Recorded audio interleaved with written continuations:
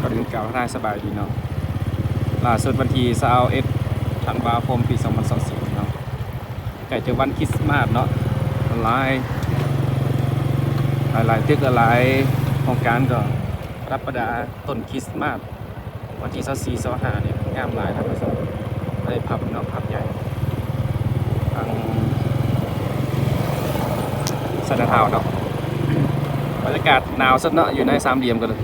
2 มื้อนี่มื้อวานกับมื้อนี้เริ่มอากาศหนาวแห้งท่านผู้ชมบรรยากาศหนาวได้เข้ามาเบิ่งก็ทักทายสบายดีเด้อในเขตพิเศษ3 คำล่าสุดเนาะ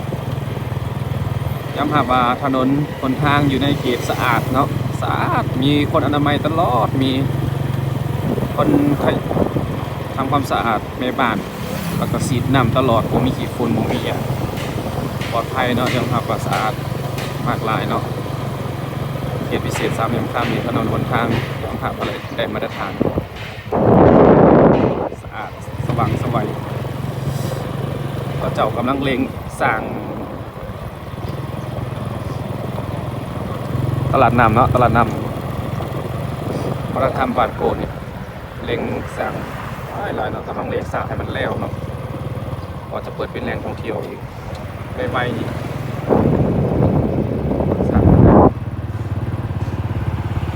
ตอนนี้ก็เห็นมีแขกนักท่องเที่ยวมาหลายเนาะมาเที่ยวเมือง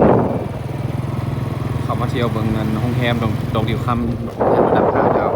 3 คำก็เนี่ยเป็นสัญลักษณ์คาสิโนก็เลยตึกหนึ่งข้างหน้านี่งามหลายท่านผู้ชมตึกเขาที่เขาสร้างตึกนั้นเขาก็ต้องใส่แก้วใส่ยั้งเนาะมันจุดนึง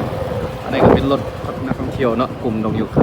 ำประมาณตอนเที่ยงมีรถเที่ยวหลายเนาะแต่ของมันกลางเว้นหรือว่าตอนเช้าๆนี่ยังบ่มีปันหลายปานใดเนาะยังก็มีธรรมดาแต่รถนี่มีตลอดเนาะ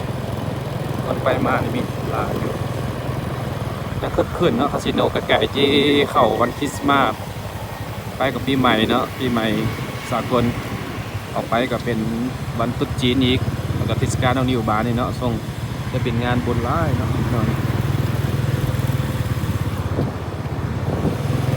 การก่อสร้างตึกนี้สุดยอดเลยเป็นการไกลอยู่แล้วต้องของข่าวตลาดน้ำแล้วก็เป็นตลาดมืดกวางซีเนาะ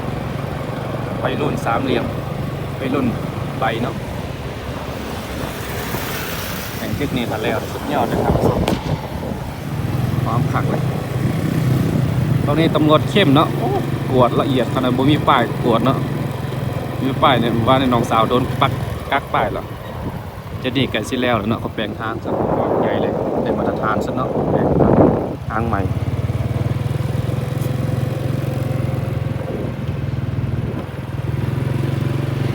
สบายดีเด้อบ่ได้ครับว่าเปิดกันตอนนะเป็นพิเศษ30 ครับ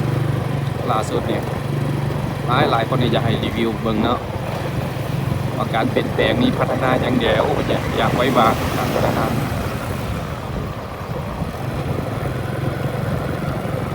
ถนนหนทางนี่เรื่องการพัฒนานี่สุดยอดเลยแปลงไว้ได้มาตรฐานการสัญจรนี่ก็เริ่มแออัดแล้วคนก็เริ่มหลายเป็นสีฟ้าแล้วก็อีกโครงการหนึ่งน่าที่สนใจคือโครงการปลูกข้าวนาแซงเนาะทางนา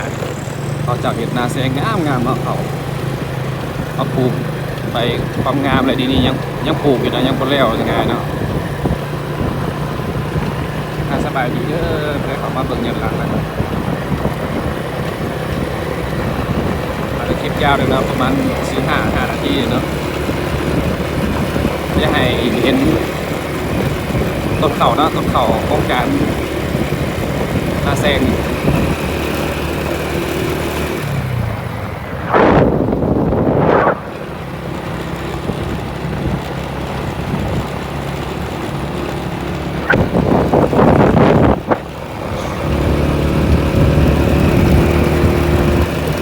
รีวิวเจ้าของเนี่ยเนาะ